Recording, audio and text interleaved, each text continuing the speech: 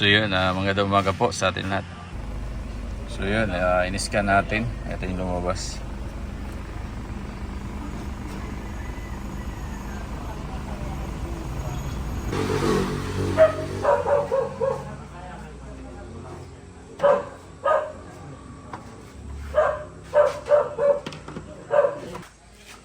Okay din yun sa dulo. Parang butas.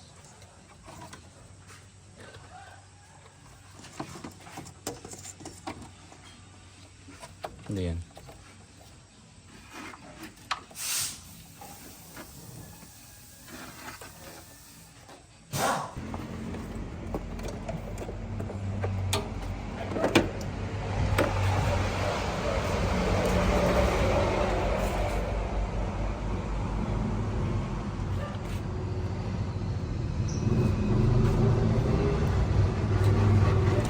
Tawag niya.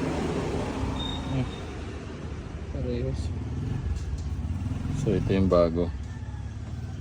Ito po. May walito. So yun, magandang araw po pala sa ating lahat. Nagbabalik Shalom Motor Shop. So yun yung mga lods, ito po yung Mazda 3 2008 model to. So dinala sa atin to mga lods sa nagkaroon ng issue. Ang reklamo ng ng may-ari ng sasakyan ay nagkaroon ng check engine. So ito yung in-scan natin nakaraan. Yun, sa full video ko pala sa Shalom Motor Shop. Nandun sa YouTube yung full video nito. So loads, mga loads, ito yung chinik natin. Una-una, yung map sensor niya. Kasi ang code natin nakuha is P228. So barometric ang nakalagay doon. So ang nagtuon tayo doon sa mga sensor niya, yung sa map sensor niya. Dalawa yan, map sensor niya. So yan ang tiningnan natin, pati yung mga wire, lahat. So nakita natin, ito yung pinalitan natin mga loads. At saka itong map sensor na ito, pinalitan natin din yan. Yan. Chinik pa namin yung auto sensor nito, nilinis din para ma-sure tayo. So yun mga loads, basta pag magkaroon ng check engine yung sasakyan nyo, mas maganda pa-scan nyo muna bago tayo gumalaw para may guide tayo. Yun po. Yun lang po ang mabigay kong idea sa inyo mga loads. Dahil pag wala tayong guide minsan pag mga ganitong sasakyan niya nanguhula tayo. So yun mga loads, sa ating ipanda rin ngayon. So ito yung susi niya mga loads. Try natin panda rin. Yan. So maigpit na yung battery. Okay naman. Yan. So atin ang panda rin mga loads, ang isang Mazda 3. Yan.